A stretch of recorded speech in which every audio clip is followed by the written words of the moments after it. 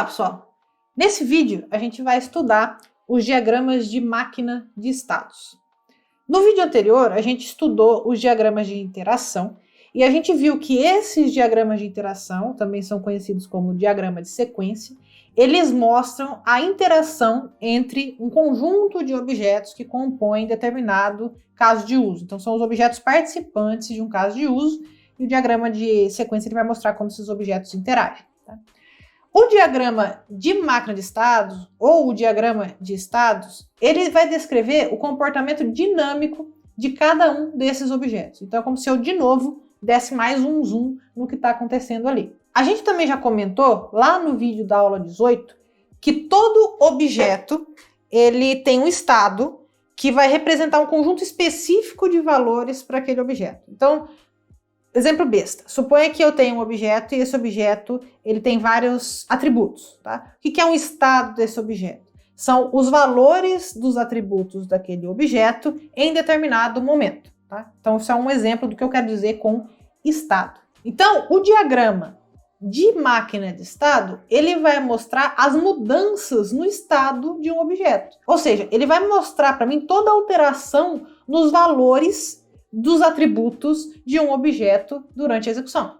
Essa mudança de estado, ela é chamada de transição. Então, quando acontece uma mudança de estado em um objeto, essa mudança é chamada de transição. E a transição, ela representa para a gente um estado futuro do objeto que pode ser alcançado se algumas condições, se alguns ifs ali, entre aspas, tá? If não programação, mas em alguns ifs, essas condições elas forem obedecidas, tá?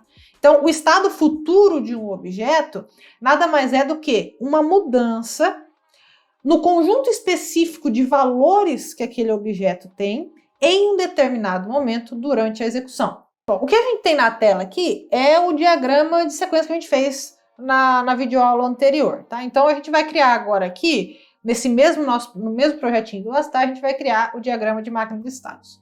Como que eu faço isso? Eu venho aqui, clico no botão direito, vou criar diagrama e aqui tem o State Machine Diagram. Eu vou mudar o nome dele aqui em cima, vou colocar diagrama de estados. Bom, se eu tenho um diagrama que representa os estados de um objeto e a transição entre os estados desse objeto, eu tenho sempre que pensar que existe um estado inicial. Tá? Como que eu represento um estado inicial? Eu tenho aqui um iconezinho, uma bolinha preenchida aqui, que ela vai representar para mim um estado inicial. E na verdade essa bolinha não representa um estado em si, ela representa para mim, ela vai indicar aonde começa esse diagrama, onde eu começo a leitura, onde começa os estados, tá? O estado mesmo, ele é representado pelo retângulo, esse retângulozinho que tem aqui, se eu colocar o mouse em cima, ele indica para mim, aparece state, de estado. Então eu clico nele e coloco aqui logo abaixo do meu início, de onde eu falei, ó, meu diagrama de status vai começar desse estado aqui. Qual estado? Esse que eu acabei de incluir. Vou chamar esse estado de piscar hora. Veja aqui. A gente foi lá no nosso diagrama de... Deixa eu entrar aqui. A gente foi lá no nosso diagrama de caso de uso. A gente escolheu um caso de uso, no caso, configurar horário. E aí eu falei, poxa, eu quero ver como que é a comunicação entre objetos nesse caso de uso específico. Para isso, criamos um diagrama de sequência para o configurar horário, para o caso de uso configurar horário. Beleza, agora eu quero ver os estados desses objetos. Quais são os estados possíveis desses objetos? Então eu venho aqui e eu crio um diagrama de estados. Bom, então a gente já tem um estado aqui. Aí eu vejo que esse meu estado, ele está dividido em dois compartimentos, como se fosse a classe quando a gente adiciona no diagrama e ela é dividida em três, aqui ele dividiu em dois. Tá? A gente não vai usar esse segundo compartimento, a gente só vai usar o compartimento de nome. Então, como que eu tiro esse segundo compartimento? Eu clico com o botão direito e eu tiro a seleção de Action Visibility, porque eu não vou adicionar, não quero colocar nenhuma ação nesse estado aqui ainda, tá? Então, eu alinho o meu estado e falo, olha, esse aqui é o meu estado inicial. Como que eu faço isso? Eu vou ligar os dois, eu vou colocar uma transição do início para o primeiro estado. Bom, eu tenho o meu relógio lá. E o meu relógio, nesse momento, qual que é o estado dele, da minha instância? Ele está piscando a hora.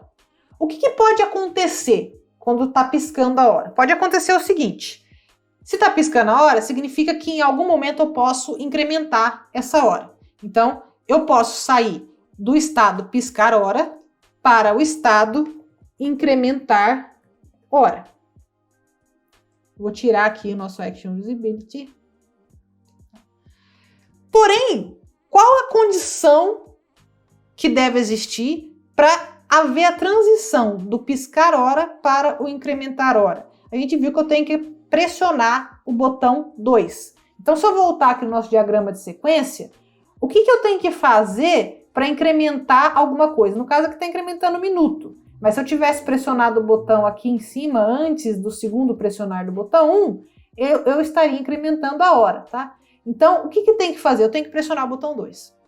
Então, eu venho aqui, selecionar minha seta de transição, e eu falo, olha, eu vou sair do piscar hora e vou para incrementar hora se eu tiver o pressionamento, ou se o botão 2 tiver sido pressionado.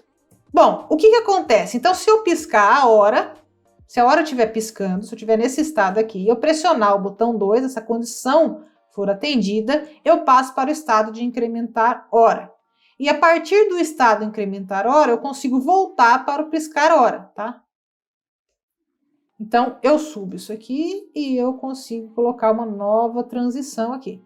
E eu vou deixar essa transição sem nome porque é a mesma condição, tá? Pressionar o botão 2.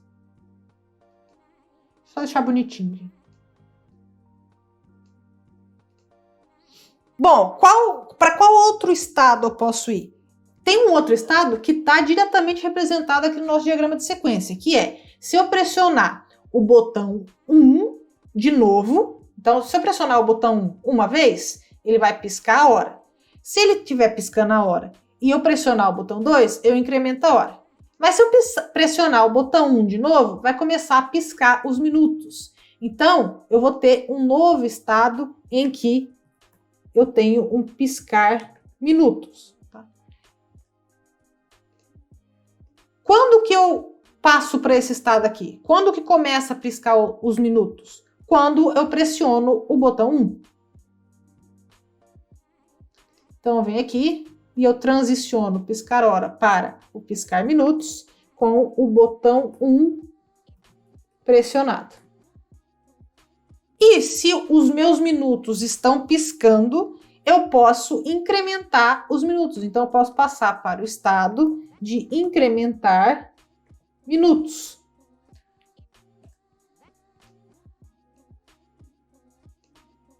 Como que eu faço para sair do estado piscar minutos e ir para o estado incrementar minutos? Eu preciso também pressionar o botão 2. Então, eu vou adicionar a transição e eu vou falar essa transição só acontece quando tem o pressionamento aí do botão 2. E do mesmo modo que a gente tem essa transição inversa, né, do incrementar hora para o piscar hora, eu tenho a transição inversa do incrementar minutos para o piscar minutos. Então, eu vou colocar essa transição recíproca aqui. Bom, se eu estiver no estado piscando minutos, estiver piscando os minutos, e eu pressionar o botão 1 de novo, ele vai começar a piscar os segundos. É geralmente isso que acontece, certo? Então, eu vou sair desse estado piscar minutos para ir para um estado em que os segundos estão piscando. Então, eu vou para o estado piscar segundos.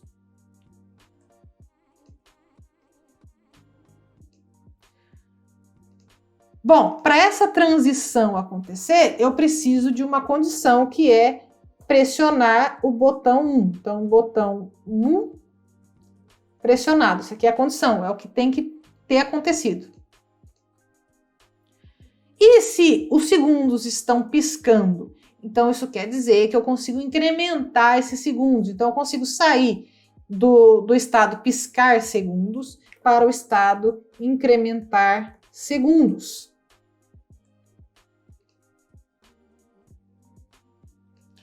E qual a condição dessa transição entre os estados piscar segundos e incrementar segundos? Ora, é a mesma condição de transição dos estados piscar hora para incrementar a hora, de piscar minutos para incrementar minutos, que é pressionar o botão 2. Então, tem uma nova transição que só acontece se o botão 2 for pressionado.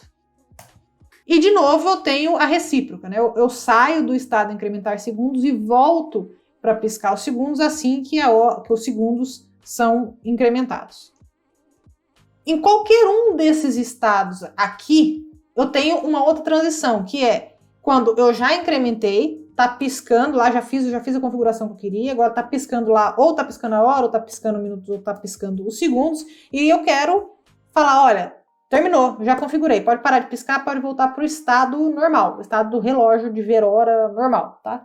Então, eu tenho que sair desses estados, depois que eu já configurei a hora, e aí tem que parar de piscar. E qual é a condição para ocorrer a transição?